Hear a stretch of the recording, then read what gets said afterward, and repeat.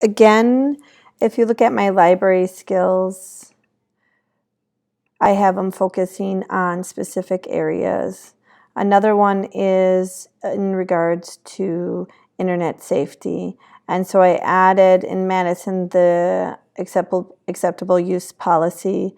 I did create, again, another lesson on fake news. So if you click onto the link, it will take you to my fake news Google site. Again, I have some learning goals for the day. I tied in the Wisconsin Information and Technology Standards. I'm explaining to fourth graders and fifth graders what is fake news.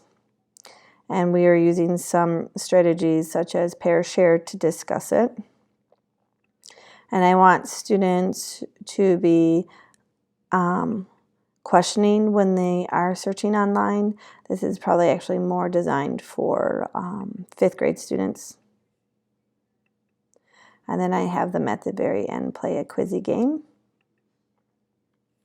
And within here is all kinds of internet safety, digital citizenship resources, because I feel as a library media specialist or LMTS, it is important to teach digital literacy from kindergarten through fifth grade.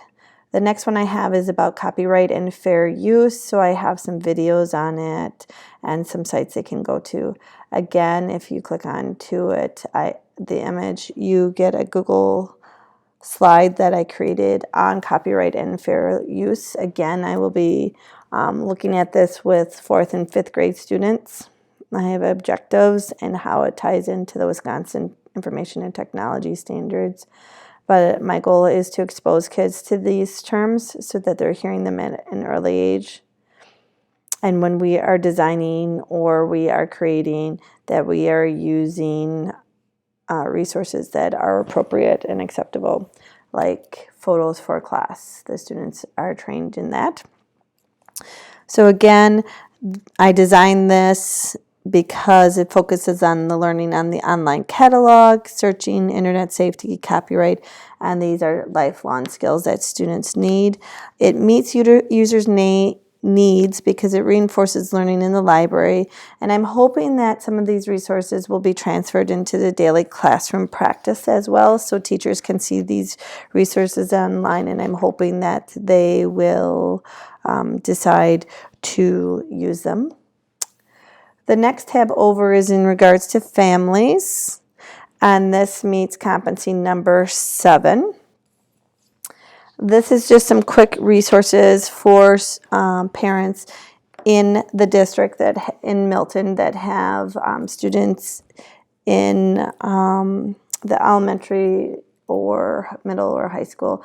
The first one is a calendar of the events. This is a very important document that many parents look for, so I wanted to add it to the LibGuide. Skyward is our platform for library grading and attendance, so if you click onto this link, it should hopefully take you right to, yep, it takes you right to the site as well. And Common Sense Media to help both parents and teachers with resources for students for online safety. And then lastly, I wanted to tie it into the Milton Public Library. So I added a direct link to the Milton Public Library so that students and parents, particularly parents, can see when the library is open if they'd like to visit the library. And I added a video from Common Sense Media about device-free dinners. So I'm hoping, again, I have visual cues in here, so I'm hoping that meets users' needs because they can quickly click on the link and have direct access to those resources as well. The last tab I have is in regards to the classroom collaboration, and it meets competencies 5, 6, 11, and 13. I designed this section twofold. The very first page is resources for students.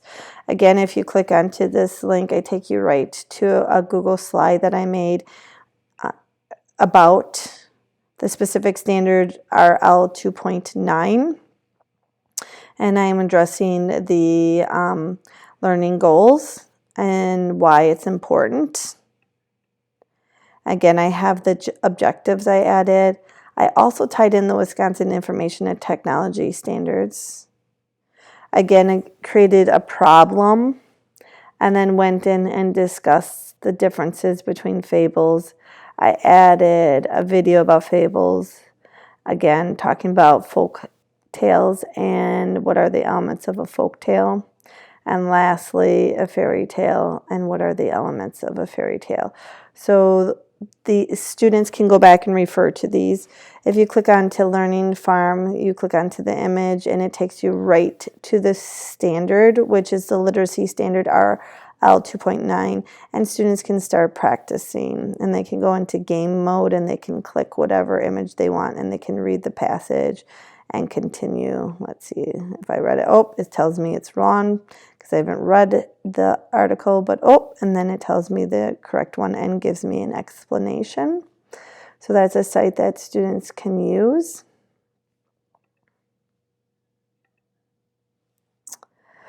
I also added the Adelita, a Mexican Cinderella, and the regular Cinderella for students. I added this to grab students' attention about what do all these books have in common, and they are all Cinderella stories.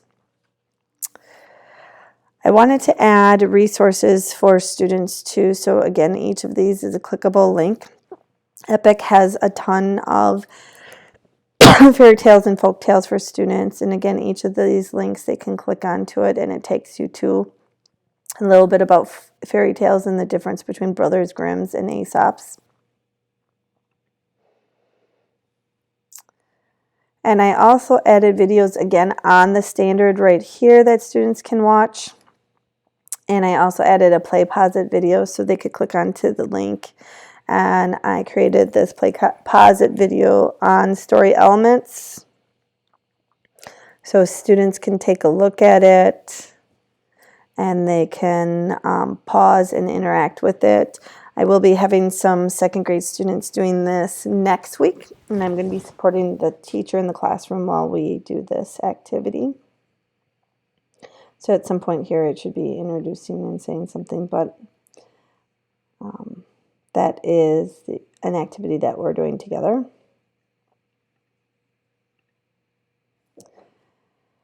And then I added expectations for the project. I created a how-to video on book snaps, so students can learn how to create book snaps. Again, I added expectations for the project, all resources right here for students. And then finally, once they are done with the project, they're going to put it into Flipgrid and share it. I also added an example, and all of Student Workspace will be in our learning management system, Schoology in Milton. So this front page is designed specifically for students. Then the next page was designed specifically for teachers in mind. Right here is the standard again and the books that some of the schools have in my district, and I worked really hard to try to provide teachers with the new resources right now. Again, all of these clickable images, this is an instructional video for teachers that they can use with their students on the specific standard, and they can watch a model lesson or they could share the video with the students as well.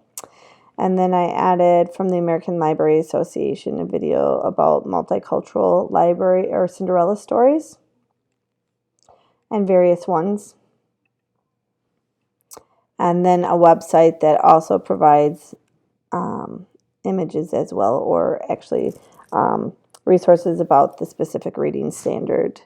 And lastly, a pacing guide for teachers so that they can click onto the pacing guide and we can work together to go through the pacing guide.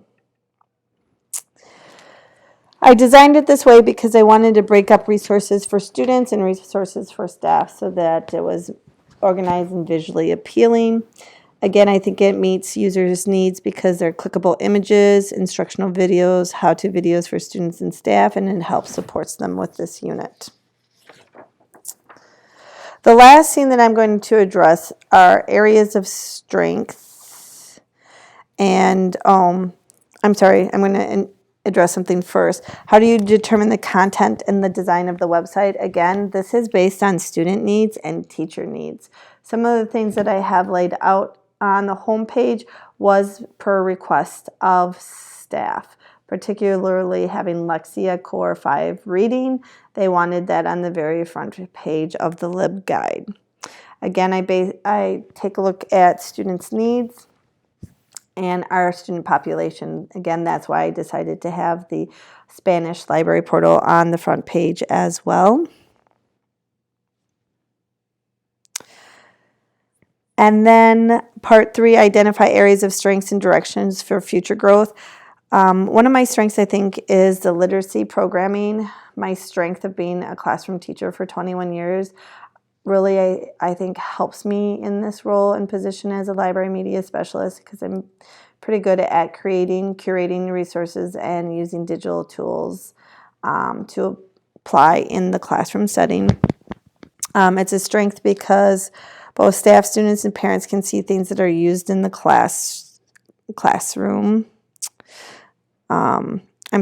Digital tools, it's a strength because digital tools were introduced that many educators were unaware of in that section. Another section that I thought was growth was literacy programming. And that's because I think it's important for students and staff and parents to see the things that are going on in the library. So the library is just not a place where kids come and read books, that we do some things that are pretty cool, and we try to tie it into literacy. Also, again, I want students to go at home and use the LibGuide, so I want to add authors that students are interested in, and if the author has a cool website, I want to continue to add more to this page. And lastly, student interest. I'm just trying to take on the interest of students at this level, and again, who doesn't like having their picture in there. For future growth in my library skills, and you saw that already when I click into library skills and subjects, that is a blank there, and I'm not sure how to fix it. And I tried fixing it and I deleted some images. So my goal for future growth would be to figure out how to fix that issue. And then my last area of future growth is in my library skills. I really wanted to help with students becoming good at searching online and understanding internet safety. I spent a lot of time with students on internet safety and then copyright issues. I'd like to, again, continue to work on more instructional resources for students so they can refer back to these as needed.